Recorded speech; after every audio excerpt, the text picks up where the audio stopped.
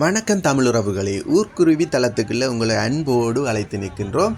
உங்களில் நிறைய பேர் பார்த்தீர்கள் என்று சொன்னால் எங்களுடைய இணையதளத்திலே யூடியூப் தளத்திலே பார்க்கின்றீர்கள் வீடியோக்களை. ஆனால் நிறைய பேர் சப்ஸ்கிரைப் பண்ணாமல் இருக்கின்றீங்க. தயவு செய்து இந்த தளத்தை சப்ஸ்கிரைப் பண்ணி ஒரு லைக் பண்ணி ஷேர் பண்ணி கொண்டிருந்தீங்கன்னு சொன்னால் எங்களுக்குமே பக்கபலமாக இருக்கும். மேலும் தொடர்ந்தும் வீடியோக்களை அப்லோட் பண்ணுறதுக்கு.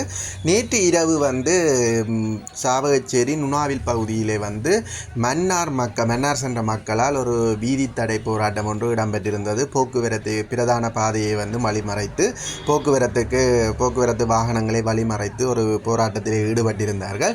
ஏனென்று பார்த்தீர்கள் என்று சொன்னால் உண்மையிலே அவர்களுடைய ஒரு போராட்டம் நியாயபூர்வமானதாகத்தான் பார்க்கக்கூடியதாக இருக்கின்றது. அவர்கள் 4 மணிக்கு யாழ்ப்பாணத்திலே இருந்து மன்னார் நோக்கி பயணித்த பேருந்திலே, அரச பேருந்து, யாழ்ப்பாணம் சாலைக்கு சொந்தமான அரச பேருந்திலே பயணத்தை தொடர்ந்திருந்தார்கள். நுணாவில் பகுதிக்குள் வரும் பொழுது குறித்த பேருந்து பழுதடைந்து வீதியோரமாக நிறுத்தப்பட்டது இங்கே பிரச்சனை அல்ல. இப்போ என்ன பிரச்சனை என்று சொன்னால் 4 மணி 20 நிமிடம் அளவிலே உணாவில் பகுதியை அண்டிய போது இந்த பேருந்து பழுதடைந்திருந்தது. இந்த பேருந்து ஏற்கனவே புகைகள் தள்ளப்பட்டு மனத்தோடு தான் வந்ததாக பேருந்தில் பயணித்தவர்கள் சொல்லியிருந்தார்கள்.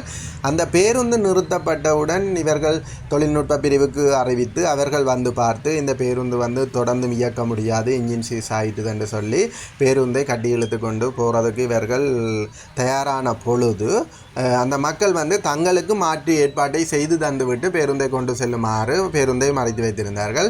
அதைத் தொடர்ந்து அந்த பேருந்திൻ്റെ சாரதி நடத்துனர் 2 பேரும் யாழ் சாலைக்கு தெரிவித்ததாக நம்மிடம் கூறியிருந்தார்கள். யாழ் சாலைக்கு தெரிவித்து வேறு பேருந்துக்கு ஏற்பாடு செய்தும் இரவு 6:30 மணியாக கடந்தும் பேருந்து வரவில்லை. அப்பொழுது நடத்துனர் பயணிகளிடம் சொல்லுகின்றார், உங்களுக்குரிய பணத்தை திருப்பி தருகின்றோம், நீங்கள் வேறு பேருந்தில் செல்லுமாறு. குறிப்பாக என்னென்று சொன்னால் மன்னார் சாலைக்குரிய பேருந்துகள் மிக குறைவாகத்தான் இருக்கிறது. அதாலே தொடர்ந்து பயணத்தை மேற்கொள்வதற்கு அவர்களுக்கு வேறு வழிதே இல்லை. அதைவிட இவர்கள் தங்களிடம் 90 ரூபாய் கழித்து கொண்டு தான் தந்தார்களாம் யாழ்ப்பாணத்திலிருந்து நுணாவில் வந்ததுக்குரிய காசு என்று அந்த பேருந்திலே பயணித்த மக்கள் சொன்னார்கள்.